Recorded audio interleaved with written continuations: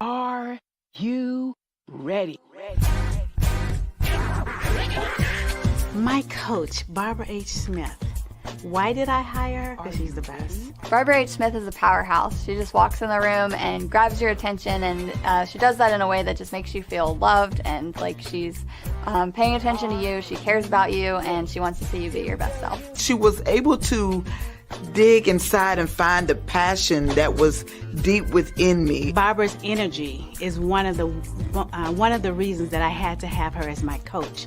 I love the way she is real with people. The reason I felt like I needed a coach was because I have some big goals and I needed to build my confidence. I knew that Barbara could help me do that. I felt that I could trust her.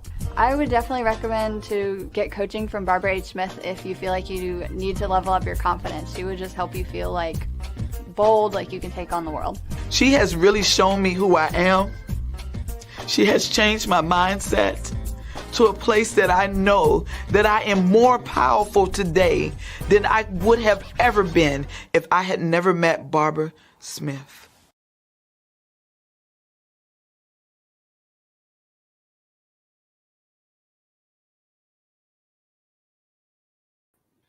Oh, yeah. Here we go. Here we go. Yes, it's time. It's time. It's time for the Empowering You Show. Welcome, welcome, welcome. And why are you watching the Empowering You Show? Well, I hope it's because you know that we have phenomenal guests. And I hope you know it's because we showcase small business owners and people who are doing phenomenal things in the community. Today's no different. We have a spectacular guest for you today. But before I bring up our guest, let me bring to the show the sexy, spicy Shawnee Smith. Oh, it is I. How are you today? Hey, beautiful. How are you today? You know, I'm good. I can't believe it's June 15th. Lord, What have happened mercy. in June? I literally was like, oh, June 1st. Okay, we're getting started. And here we are on the 15th. Yeah, and the closer we get to the end of the month, the more excited I get. I know. Because what? I'm getting ready to go to the motherland again. That's why. Just saying. Super excited. What do we got going on immediately that we can talk about before we bring our guest up? Well, immediately we have a phenomenal volume 2 of Empowering You coming out. Empowering You, it's your time. Step into your greatness. Yeah. Let go of the past. Wait. Volume 1. I'm messing that all up. You know why? Because I was in volume 1. That's why I'm messing that up. I'm sorry, authors. Yeah, apologize to our new authors. Yeah, it's an anthology. But you got it. It was your time in the first anthology. And what was the second one? Let go of the past and step into your greatness. I have to remind myself of that multiple times a day. Let go of the past. You are forgiven. Let go. Say that part again. Forgive yourself because you are forgiven. Mm-hmm. So powerful. And so the difference is last time I was an observer of the process, and this time I am involved in the process. So I am one of the writers as well in this book, and it has been a journey, and I can't wait till it's released August 5th so that we can share it with the world. But now, get your tissues though. I'm just saying. Get your box of Kleenex next to you because you're going to need it. But now I want to introduce our guest. Our guest is a healthcare consultant and a keynote speaker based in Dallas, Texas. With over 20 years of healthcare experience in hospitals and healthcare staffing, she empowers leaders who struggle with, wait for it, imposter syndrome and self-doubt. Her consulting firm specializes in accreditation, change management, training, and leadership development. This passion has helped several organizations push beyond what's expected by focusing in on understanding why individual contributions matter, and they do, regardless of what role it is, to create monumental, long-term shifts that impact their people. She covers topics that help leaders identify limiting beliefs, gain self-confidence, develop tactical skills, find their power, inspire others, and she believes that embracing who you are is the secret sauce of exactly what every organization needs. Some of her recent speaking engagements include Speak Up Women's Conference, New Jersey Association for Ambulatory Surgical Services, say that 3 times fast, the Texas Medical Association Healthcare Compliance Brief, American Staffing Association, and now she is on the Empowering You show with my guest. Shawnee Smith is not my guest, with my co-host, Shawnee Smith. Help me bring to the show Therese Gopal Robinson. Hi.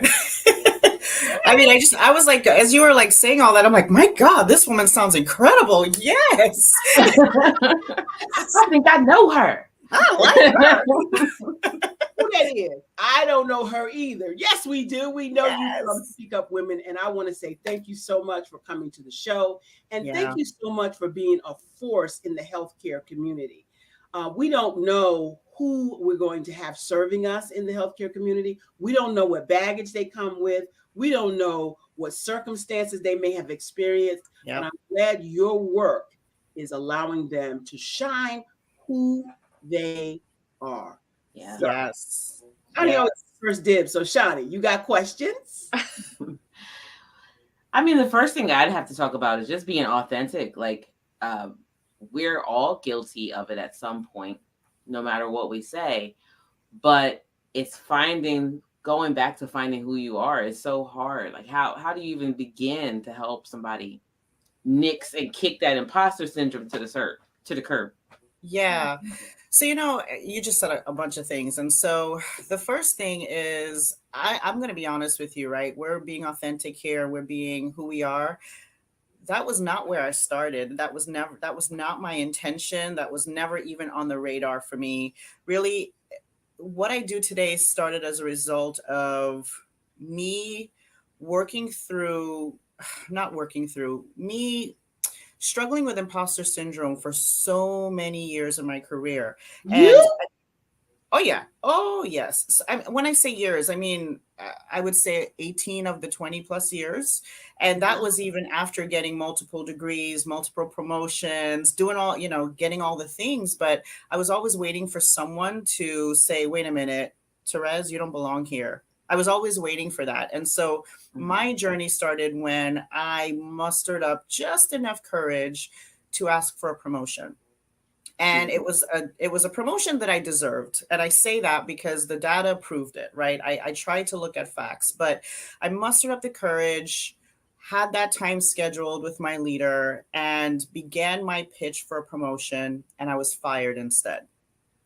And so, yes. Wait, pause, breathe, pause. Yes. Breathe, pause. Yes. That's not the climax I thought I was looking for. I did not end up the CEO of the organization. No, I was fired. But was it a result, do you think, of asking for the promotion? No, I think it was, it was in the height of the pandemic. And so like many organizations, they were struggling financially. And I survived many layoffs prior to that. And my position, I thought, was one that, was needed. And so even in the height of the pandemic, my team still experienced phenomenal success and productivity and quality and all of those things. And so a promotion was something that, was discussed multiple times, right? But it just never was the right time. And so I honestly think it was the luck of the draw for me. I don't believe the timing of me getting terminated had anything to do with me asking for a promotion, but it was just kind of that, well, damn kind of moment, Right. And so, I don't believe that it had anything to do with me asking, but just the timing was incredible. And it was extremely humbling and sobering. But more than that, Shawnee and Barbara, what it did for me in that moment was it confirmed all the bad things that I already thought about myself. Wait a minute. Right. So, yeah. Okay. So first of all, looking back, let me clarify something for you that I want you to take with you forever. Yes. We don't get what we deserve. We get what we work for. Yeah. Thank you, Michelle Pippin, my coach. And you worked for the promotion. Yep. So in the corners, in the annals of your mind, that needs to be totally removed from your speech even. Yeah. It's what I worked for. It's what you worked for. It was. And it just happened that it came at a time when we were experiencing a global shutdown. Yeah. Right. Yeah. And so what was really interesting was, all of those things that I thought about myself in terms of waiting to be found out, in that moment, right? So it was in that moment as it was happening, it just confirmed all the things, right? It confirmed all of the things that I was telling myself over these years. Now, look at the enemy. Look at the enemy. Right. So just 2 years later, though, now 2 years later, I don't feel that way, but in that moment it did. And so to answer your question before, how did I get to starting to help others and all these things? It was never my intention. Honestly, I was trying to survive, and I spent a good month or two really struggling, really trying to figure out, I was burned out, I was exhausted, I was all those things. And I didn't have any confidence, but I was applying for jobs and being miserable as I was applying for jobs. Well, pause right there again. Okay, so you're in this space, this headspace. And the reason why I want to pause you there is because many listeners will be watching this after the fact. And I really want them to understand that because you're in that headspace at that moment does not dictate what's going to happen to your future, right? No. And so let me put my coaching hat on for a second for those in the audience. And so even if this seems like the worst, the rock bottom worst that could happen to you, everything is moving according to what you think and what you say.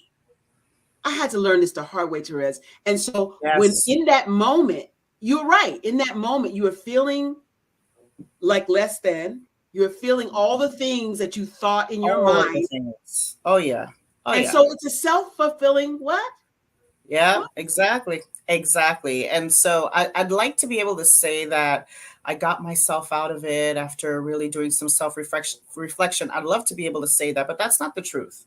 The truth is, after a month of just, lots of wine, lots of tears, applying for jobs that I knew I would hate before I even got the interview, my husband sat me down one Sunday morning and said, you know what, we need to talk.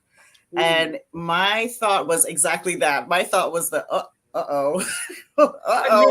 Yeah. The other shoe's going to drop now, right? Right, exactly. Right. And he said, I've known you for 20 years, and what I've known about you is you've always dreamt about doing this, and that. And he said, he invited me to speak at one of his conferences a long time ago. And he said, Therese, I always knew you were a good speaker, but I didn't know you were that good. And he said, to date, you are the only speaker that people continuously request over and over. And he said, he calls me babe, and he said, babe, you have something to offer others. You may not know what it is, but this is your opportunity. This is your crossroads. Yes, this is your opportunity. And, what he did for me in that moment, which he didn't realize, was that he opened up the gates for me and let me run through. And let me tell you why, because I've always had a supportive spouse, but maybe almost sometimes to the point of overly supportive. For instance, if I said, you know what, Kevin, I want to be a princess. Like, I want to be a legitimate princess. He would say, okay, is there an application process? Do we need to move out of the country? Like, what do we need to do to make this happen? All ready for you, babe. Right. Like, what do I need to do to make this happen? Right. And so, although that's great, for someone like me who struggles with imposter syndrome, what that does is in the back of my head, I'm thinking, okay, are you supporting me because you believe that I can do it? Are you supporting me because it's what you're supposed to do and you're just waiting for me to fail and get to my senses? And so the fact that he approached me with this, what he did in that moment was he opened the gates and he let me run free. And that's essentially what happened, because he brought this to me. I never had that on the table because if I had to pick kind of who I am, I'm a survivor. And so I'm always in survival mode. and I'm in the do whatever it takes to make sure we're okay mode. So if I have to, drive Uber and deliver pizzas and, clean toilets, I'm doing that. I am the survivor. And so what he did was challenge me to think beyond survival and think about thriving and think about excelling and think about dreaming and doing all these stuff, just only fantasize about it. So in that moment, he opened the gates, and that's kind of the starting point. And so the starting point for me was, and this is literally said to myself, I don't want to have to work for anyone ever again in my life. I don't know what that looks like, but now I'm going to only do the things that I like. I don't know what that looks like, but that's all I'm doing. Right. Yes. And so that's how it started. And so, it required, getting back to Shawnee's question from, I don't know now, 100 years ago. She asked me, I'm very long-winded with my answers, but getting back to how do you get to that point of helping others? It really started with the fact that a lot of my clients were healthcare staffing organizations and hospitals initially, and they called me because they wanted help with improving quality or improving processes. And I'm telling you this one right now, I'm saying it for everybody who's listening, 100% of the time, if you have a problem with productivity, quality, process, you can tie it back to your leaders 100% of the time. Yeah. Absolutely. And so that's where it started for me, because I was working with a lot of leaders who, as you may or may not know, in healthcare, we tend to be pushed into these roles because of either need or just tenure. But we don't. It's not just healthcare. Right. It's not just healthcare. There you go. Right. And so, right. And so what happens is we're pushed into these roles and we're not given the support, the guidance, the nourishment that we need. And a lot of times we're pushed into these roles and we're already struggling with our own things. And so what happens is when you deal with somebody who's, quote, a micromanager, it's not about you, it's about them. It's about them lacking confidence in themselves as a leader, which makes them feel like they have to watch every single thing that you're doing and double check everything, because they don't believe in themselves and what they gave to you enough to respect that you're able to do it. And so that was really the starting point for me, because I just kept coming across these leaders and they were all like me. And and one thing about me, Barbara, you know this, I'm an open book. I will share whatever is going on or whatever I've dealt with, my mistakes included. And trust me, I've had many. You're not by yourself. You ain't got no monopoly on that. Stop that. Say that again? So you ain't got no monopoly on that. Stop that. Right. But yeah. But what happened though was the response I was getting from these leaders saying, hey, can we meet again? Or do you offer something where maybe I could just work with you one-on-one? You're the first person I've spoken to that doesn't make me feel like a crazy person. And you found the need came to you. Yeah, basically. Right. And then people started calling and asking if I would speak to, their orientation or their annual conferences and things like that. And so that's really how it started for me. And I just discovered this love for something that I had no intention of ever doing. Now I'm going to interject for a second about the leadership first. Yeah. Shawnee, you never had a micromanager, did you? Please listen. That is probably like my worst ideal situation is because I don't work that way. And the more you push me, the more I push back. And then it just makes a whole frustrating scenario, because what we're not going to do, that's how I like to start off the conversation. What we're not going to do is this. Okay. We're not doing this. And the micromanagers come in all shapes and sizes. Right. Hey out there, Love Misunderstood Institute. We are loving you that you're out there. How you doing, Stephanie? You're out there. Tag a friend, tell them to come along. We've talked about leadership and leadership skills at the moment. So you were a non-confident leader yourself, and now you empower leaders with confidence building skills. What's that look like exactly? So the biggest thing is you've got to look at the facts. Right. And so, because if we're left to our own devices, many times we can make up all kinds of stories in our heads. And before we know it, we walk into a room, or I come onto a platform like this and I can think, okay, Shani and Barbara, oh my gosh, they're so gifted. They're so beautiful. They're so intelligent. Like, why am I even here? They probably think I am the worst guest ever. They're not going to air this. They're going to block me when this is done. If you're left to your own devices and you're not very careful, that's what can happen. But instead, look at the facts. And so, that's what I do every single day when I start to get that mean girl voice, because I have that mean girl. I think we all do on some level. Maybe some of us don't. But when I start to hear her being mean to me, I start thinking about the facts. And the facts are... We all got that mean girl. We all got the mean girl.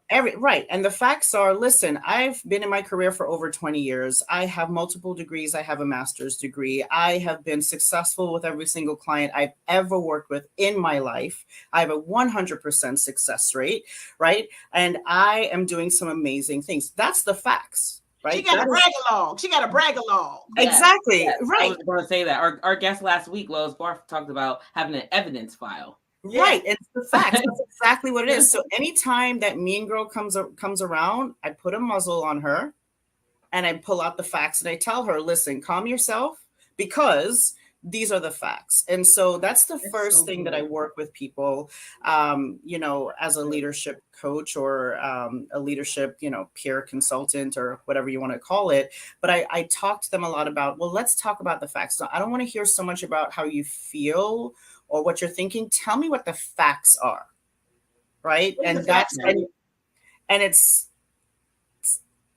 so basically, when they start looking at the facts, they go, oh my gosh, like, man, I didn't realize that I did all these really great things. And I said, exactly. So when you're operating as a leader, you have to operate from a facts space. Now let's talk. And then we start there and then we build upon that. So my leadership coaching approach is I focus on what are the things that, you're putting in front of you that's getting in your way. And I say you're putting in front of you that's getting in your way, because that's what it is. It's not my boss, Barbara. It's not my, my coworker, Shani, who's just fantastic. It's me. It's all about me. And so, and so as leaders, that is where I come from. Let's first look at the facts, and then we can kind of build around that, because there's so many things that lead to leaders who are micromanagers or seem kind of disconnected, or all of the negative things that we think about when we think of bad leaders. Bad leaders are not bad people. They're just people that have great intentions and they make not that much of great decisions in the moment. And it normally comes from a place of insecurity. And so if I were to deal with an employee like Shani, who said, we're not doing these things that, the comment that you just made, I would immediately be intimidated by her. And as a result of that, I would push on her even harder, because of the fact I'm intimidated, because she's probably smarter than me. She's probably looking to get my job. And they're probably gonna hire her and fire me. Like, these are the things that go through her head. Yes, I can see that. So so most of the time when you see a leader walking around an organization that is not well liked, or terrorizing the organization, or whatever, it's probably because they're struggling and they're bullying themselves. They're struggling with imposter syndrome. And so, we have to give ourselves some grace, but it starts off with, let's look at the facts first, and then let's work our way up from there. Wow. Awesome. That is so awesome. And I got to shout out, my mama's out there watching, and my Nikki, my cousin Nikki Arrington is out there watching. Thanks for watching, guys. Tag a friend, tell them to jump in. We're talking to Therese Gopal Robinson. She's giving us great techniques about how we as leaders have employees or leadership employees that don't do what they're supposed to do because they have insecurities, imposter syndrome, and self-defeating thoughts. Yeah, man. That's interesting, because I didn't really look at it like this until we had this conversation, Therese. I used to feel like people who were micromanagers were doing that because they had no control at home, not necessarily over themselves. So that's a really good way to think of it. And as I'm kind of dealing with the situation where I'm trying to adapt to this new, I guess they're millennials is what is happening now. Because I'm finding it very challenging to connect with people who don't really have the emotional skills set that I'm used to. Yeah. And how not to become a workplace bully of a leader myself, and just trying to really have some compassion with them. So do you talk to the other side? I know you deal with the leadership, but do you help the other side of that deal with leaders who have these deficiencies is what I'm going to call it. For sure. And here's what I'm going to say to you, Shawnee, is first of all, you weren't born a leader. You didn't wake up, you didn't come out the womb and just have all these fantastic skills, right? None of us were, right? We have certain natural abilities for sure, but a lot of it is learned. And so, I hear that a lot. Well, these millennials, they're entitled and they come in and they expect, and everybody gets an award for participation, right? You hear all that stuff. But I always challenge leaders when I hear that. And I say, think about yourself when you first started off. Think about the leaders that you had. Maybe you have one or two that you really just admire, right? Maybe you've got somebody that you go back and you go, my gosh, that was my mentor, or that was my, whatever. For Charles me, Charles McGee was mine. Right. But you got to think back to them, because that's where those folks are today. They are just now, but you were like that when you first started off. You probably were a little over, maybe you would like to think that you weren't. I'm not claiming that. We would like to think that we weren't, but there are probably certain aspects of our behavior at that time because we were young, we didn't know any better, whatever. And so we knew everything. Yeah, right. So I challenge leaders to think back to where they were when they first started, and think about the qualities in the mentors they had, and look at yourself, whip out that mirror and look at yourself and ask yourself that question. Am I exhibiting those same behaviors and qualities as the mentors and bosses I had who helped me grow? If the answer is yes, great. Now you have to use those skills on these folks. If the answer is no, then you have some work to do. So a whole bunch of work to do. Listen, exactly. I want to cut you off right here, because we're going to talk to, we're going to shout out Stephanie Hockenhull, who's saying that's great information. Both we have the staff and themselves that they don't have control over. And it's called the fight or flight syndrome. So you want to either fight them or flee. So right there, we need to and take a brief break. Yeah. Breathe to rest. And I want to get into that fight or flight thing. We got to tackle that. All right, we're going to come back with the Muhammad Ali effect. Yes. Right after this break. After this break, we're going to come back with fight or flight. How do we navigate through employees that might be just like when we first started? After the break. Stay right there. Don't go away.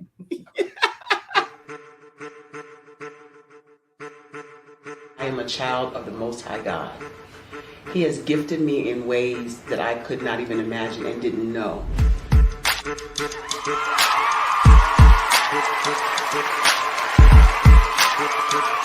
There was a time when I didn't know who I was. I listened to other people tell me who I should be, what I should do. I listened to people telling me that I should be a boutique owner, that I should be a construction manager, that I should be a laborer. Have you ever felt like you should do something else, be something else, go somewhere else, be wherever you wanted to be, and you felt like you were in a box? Anybody in the room? And you couldn't get out. Anybody in the room? And you kept trying to go and you couldn't get out.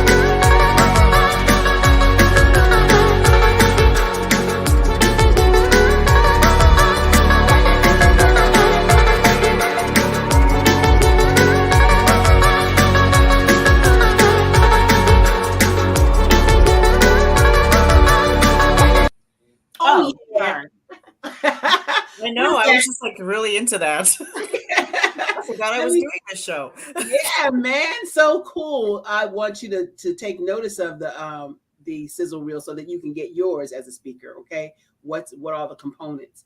I want to shout out Stephanie Hockenhull. She has a show on Sunday at 6 p.m. Eastern Standard Time with her son, and it's all about her bullying experience and bullying in the workplace. Mm-hmm. And so her son and Jean and she do a show on Sunday night. Don't miss it. It's right here on Pod TV. In addition, stay tuned after the show. There's another show that comes up right behind us called The Wall Street Hackers with Peter Bennett. Don't miss that. So we're back with Therese Gopal Robinson. We're back. We're about to talk about fight or flight. Just saying. Before you get into that, though, I have to say, when I was just starting work, I was still brighter than some of the things that I'm getting right now. That's all. Okay. I digress. Show. Okay. Yeah. So as far as the, getting to a place where you're in this fight or flight space, right, as a leader, couple of things. The first thing is, make no mistake, whether or not you were forced into your role, mm-hmm. you made a choice to take that role. Wow. Whether or not, we gotta really think about that. Yes. Let that marinate for a second. Regardless of how you no. You say we can say no. Yeah, believe it or not, you can. Watch. No. See how easy that was? See how easy that was? But that's not what I was expecting. Because sometimes as leaders we can find every reason to every excuse in terms of, well, they didn't set us up for success. Well, we don't have the right systems. Well, I don't have enough staff. Oh, they don't understand. And all of that may be true, but at the end of the day, regardless of how you got to that position, you made the choice to accept that position. And so that's the first thing. So if you're getting to a place, it does kind of hurt that you're responsible for your own actions, huh? I know. It took me a while to accept that, but it's the truth. You made the choice. So I'll be honest with you, there's a lot of talk about, is it what you're meant to do in life, or is it your passion? And I'll be honest, I don't care, because you made the choice. So whether or not it's your passion or you're called to do the work, you made the choice to be here. And as such, you have an obligation. And as such, you must choose to be excellent. You must choose excellence, right? And so when you get to that place of like, okay, I might have to leave, or I'm about to call, Shani into the parking lot. Like, let's do this, Shani, because I can't with you anymore.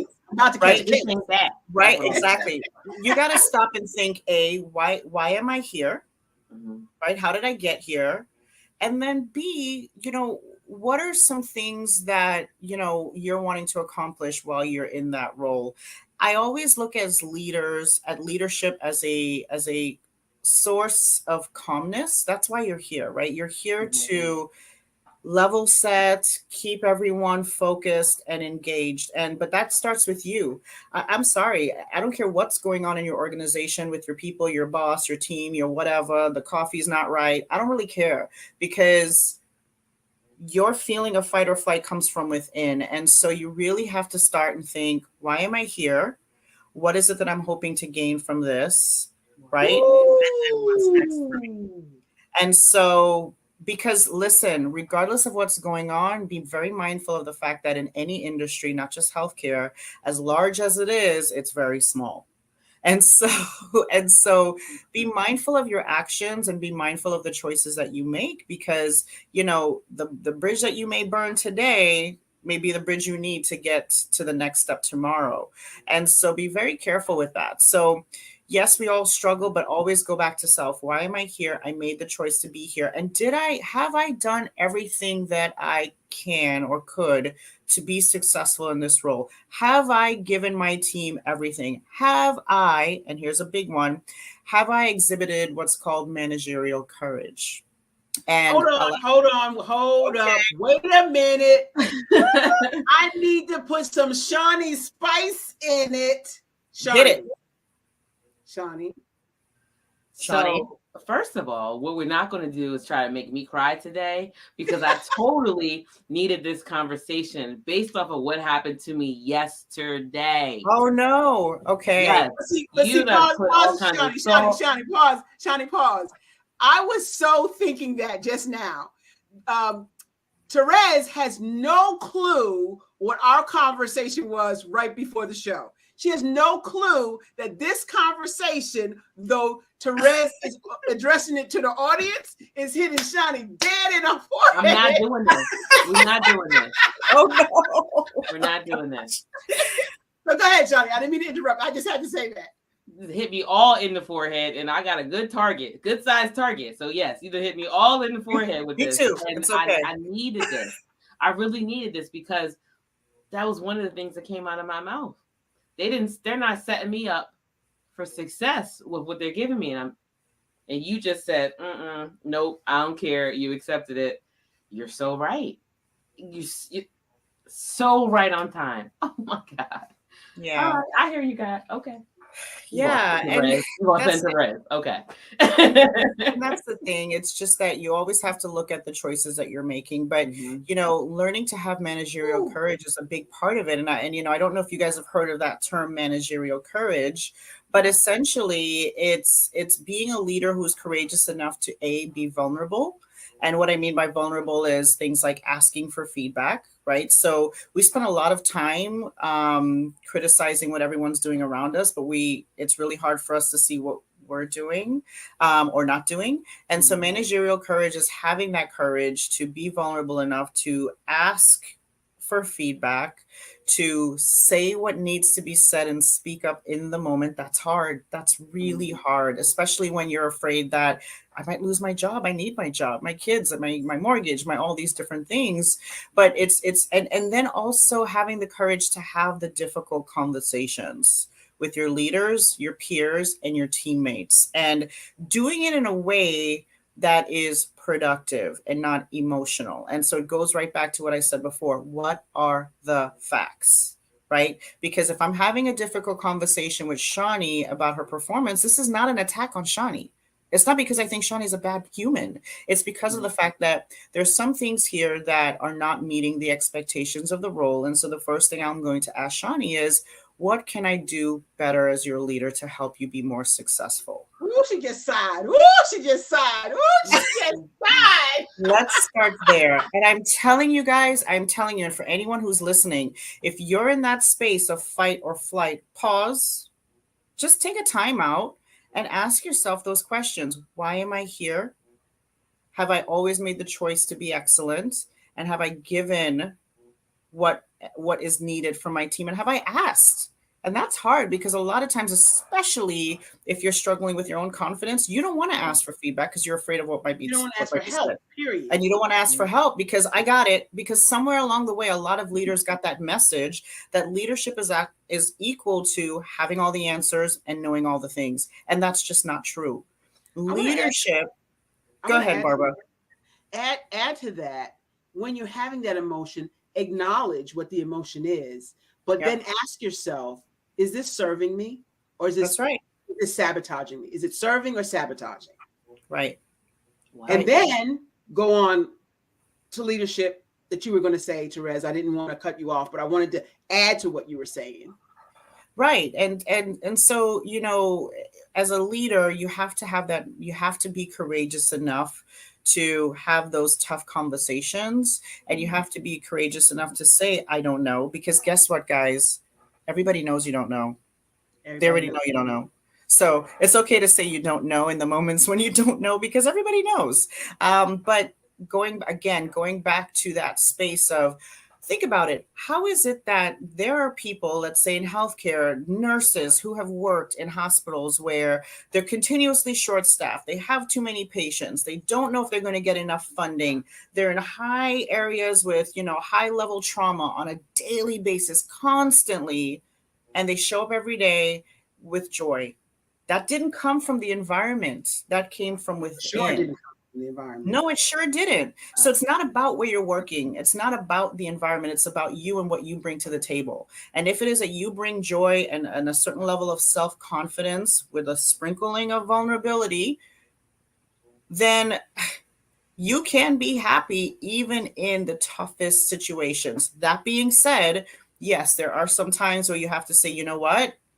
It's time to move on, and that's okay. But my advice will always be, don't burn that bridge while you're standing on it, please. Okay? Do all of the things that you should be doing and that you would expect someone else to do for you. Set that team up for success. Overshare with your knowledge and your time, and make sure that you're always accessible even afterward, and do what you can to support that organization, because that organization is like any other structure, any other being. They go through changes. They want to be better. They may not know how to, and maybe it's not a good fit for you, and that's completely fine. But make sure you do what you can to leave them in a position where they can be successful. That was so good. That was so good. I want to talk about what Mark Lee has in the background. Mark said, first of all, that inner critic thing is dynamic. He's not gone for jobs because of talking himself out of it. All of us have done that. Yeah. As a matter of fact, I'm surprised to hear you say that, Mark, because most of the time women will look at a list of 10 things on a job description, and if even one of them is not something that they can do, they won't apply. A man, on the other hand, most men, on the other hand, can be qualified with only 2 of those 10 things, and I'm going for this. So it's surprising to hear you say that. Then he also said when his mom was sick, she took a teaching moment with a nurse that was about serving somebody else who would not agree with her, and he wished more medical professionals would listen to their patients. That's a whole nother show about about medical professionals not listening to their patients. We're not going to go into that right now because we got about 15 minutes less. Yes. But I will say one thing, because healthcare is my heart. And so one thing I will say is that 9.9 times out of 10, if you're experiencing a situation like that, it's not because they don't want to. It's because of the fact, the statistics are showing it. We are in a significant shortage overall in healthcare, nurses, doctors, techs, you name it, that we're short. And so a lot of times it's as a result of going 100 miles an hour and not recognizing or realizing that. And that is why we have to be an advocate for ourselves and for our families as well, which sounds like that's exactly what his mom was doing, which is amazing, because our healthcare workforce, they are burned out, right? I mean, physicians right now, physician burnout and physician suicide is 30 something more percent than the general population. Physicians are at a higher risk of suicide than any other person in this country, including combat veterans. Yeah, but look what they're facing day in and day out. They're facing death and sickness day in and day out. I applaud anyone, even though you're working with the leadership of the healthcare profession, I applaud any person in the healthcare profession that serves clients at all. Because I can't do it. Right. At any level. At any level. So I can't do it. I can't do it. Yeah, because it's not even just about the clinicians; it's also about the administrative folks in healthcare. Their burnout is crazy. It's really, really crazy. And so, but like you said, that's a whole different topic for a whole another time. But our healthcare workforce overall, I'll just say this: they need our support for sure. And the way that we can show support is by having these kinds of conversations and really doing what we can to advocate for ourselves and for them as well. That's all I'll say. Until next time. And that's not true. How can we get connected with you, Therese? So I am still working through this social media stuff. I'm trying to, thank goodness I have an 18-year-old daughter who's coaching me through most of this, but I am on Instagram. It's just my name, Therese_Gopal Robinson. And then I'm on LinkedIn, just my name, because again, if I did anything other than my name, I would forget it. I'm being honest. And then my website as well, ThereseGR.com. And so from there, you can find my email, you can message me there. And I have a lot of, some of my on-demand things that I'm working on focused on leadership would be housed there. And also, too, if anyone's on this call and they're interested, and I'm launching my very first live leadership coaching class. So I'm doing a class. Yes, July 10th. I'm so excited. And it's going to be focusing on how we can get out of our own way. That's, Oh, you know, God. Don't we all need it? yes. July 10th, what? Give us more details. What time? Yeah, so it's actually going to be a 5-week class, and so we'll meet once a week for 5 weeks with an agenda and all of those things. But the focus will be for those folks who feel like I might not be the best leader out there, and I'm not quite sure why. Those are the folks that I want to talk to, because I've been there. I've done that several times, unfortunately. And so we're going to really kind of tackle some of the things like, you know, why are you here, like I mentioned, or recognizing some of your limiting beliefs about yourself, your organization, your team, and then developing what I talked about earlier, which is that managerial courage. So really kind of taking a time out and really talking through what are the things that I'm doing that's constantly getting in my way. How are you promoting this besides this show is definitely promoting it, but how are you promoting it? I'm wondering if you have tapped into not just social media, but other healthcare professionals who are doing leadership, contacting in HR departments and asking them, would they fund for their employees a leadership course? What are you doing something extra? Well, that's a really great idea, Barbara, and I'm going to follow up on that right after this call. Right on top of that, Rose. Right, yeah, I'm right on that. No, but that's actually a really great idea. And so I am doing some things with organizations outside of this, but I've not necessarily tapped them on the shoulder to say, hey, you know, why don't you pay for your folks to do this? That's a really great idea. So I am promoting it on social media, my email lists and things like that. And some of the organizations, my past clients who are interested in having their folks attend some of this, because this class will be a little bit different in the fact that this is not leadership 101. This is not, okay, here are the 10 things you need to do to be a great leader. It's not about that. This is about, it's enough of that already. About, hey, do you think you kind of suck? All right, well, come on and join us because we're going to figure it out together.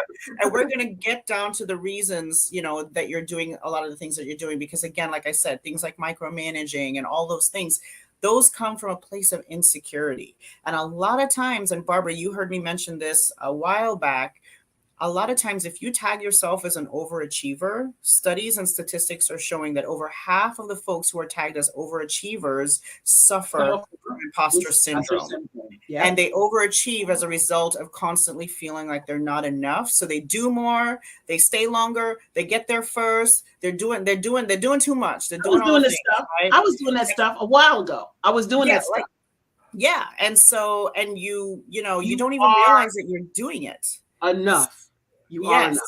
You are right. enough. And you are. But a lot of people who, even if they're overachievers, physicians, all those folks, they are suffering from this. And I say suffering because but it's hard. Silence, though, Therese, because Absolutely. They don't want anyone to know. That's therefore imposter syndrome. They don't want anyone to know that they really are not as confident as they appear to be.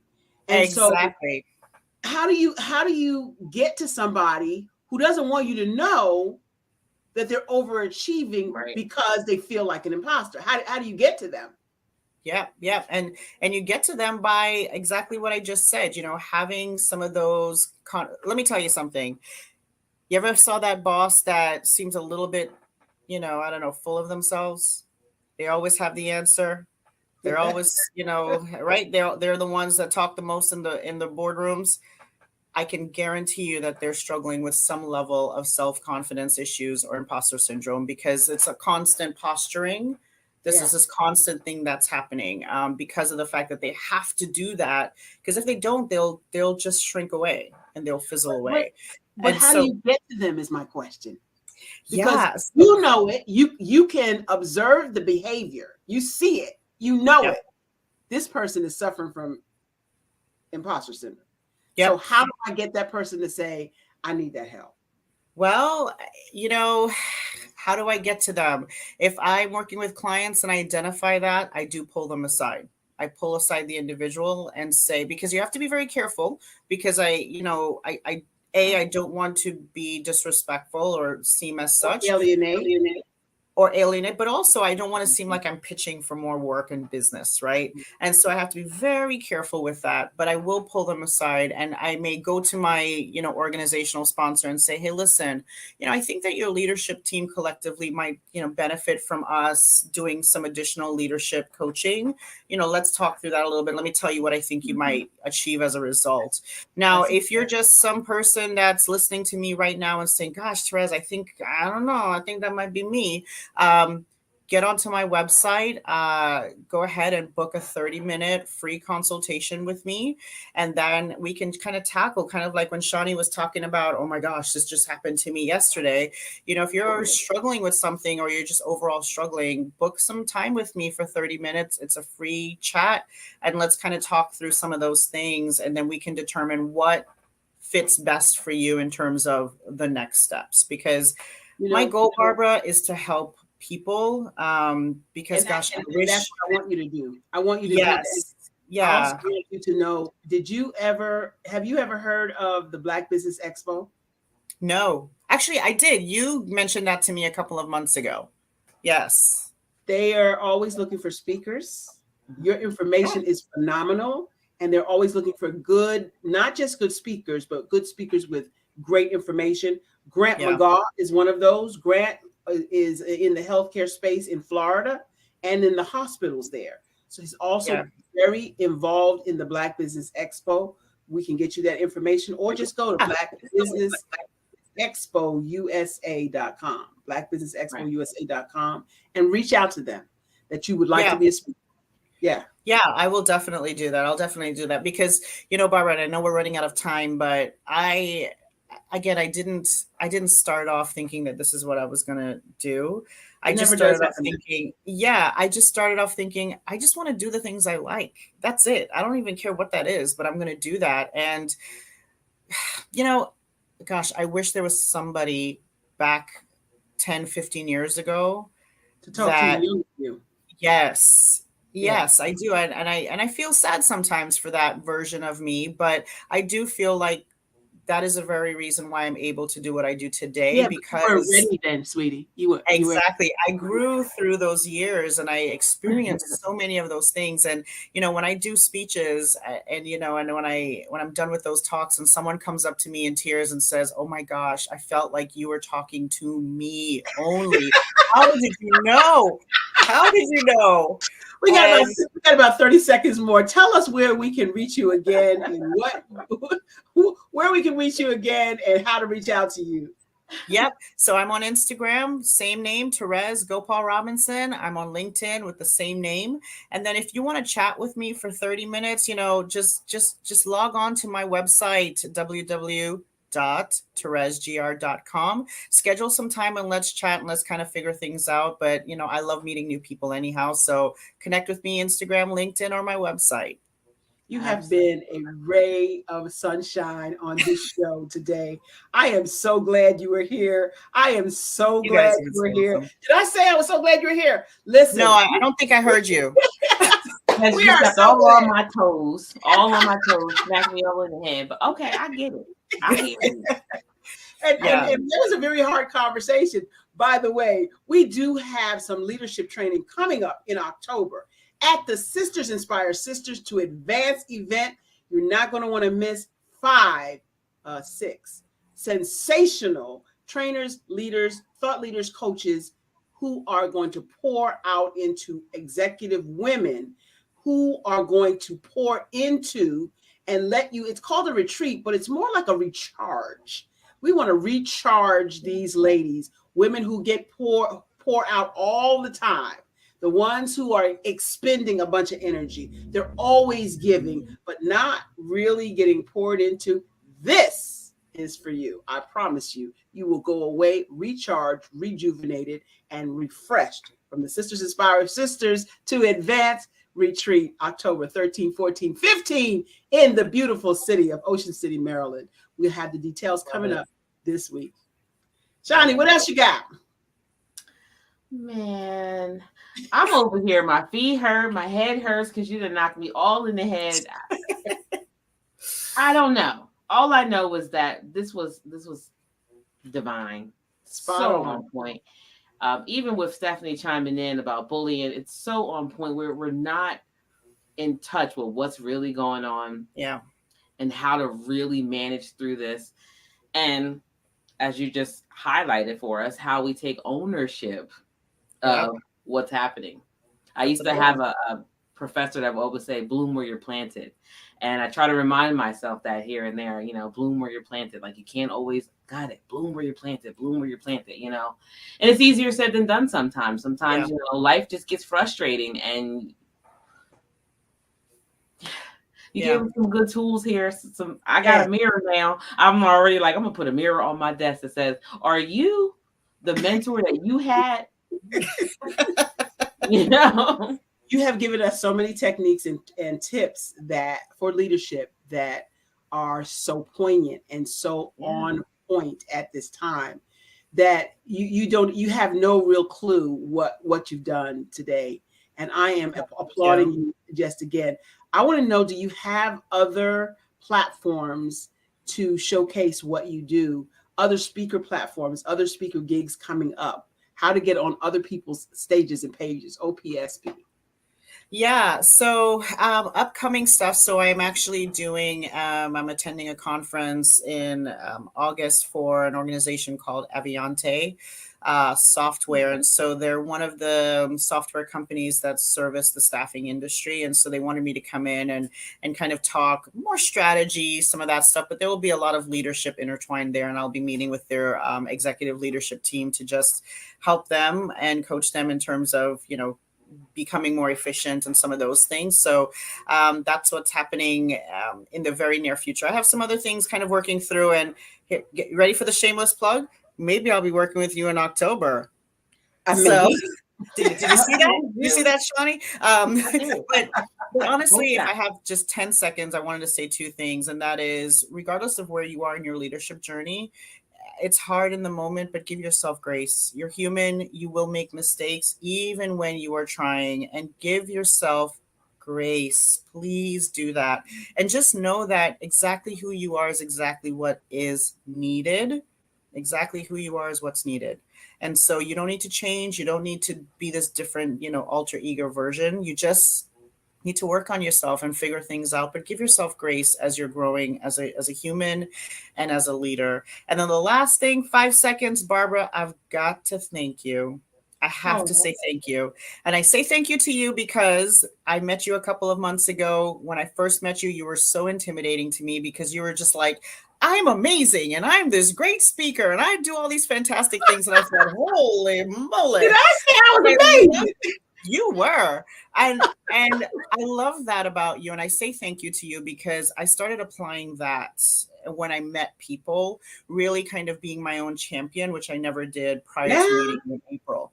And so I wanted to just say thank you for being your own champion and being a champion for others and teaching folks like me who, as I teach others, I'm still working through my own stuff. Me.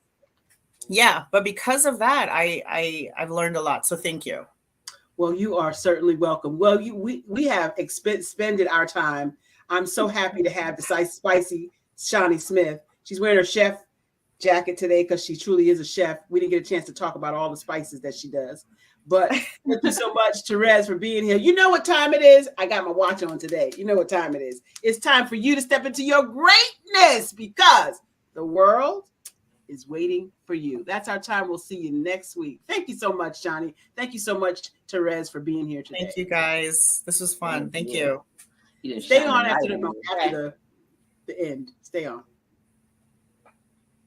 Engage, inspire, empower.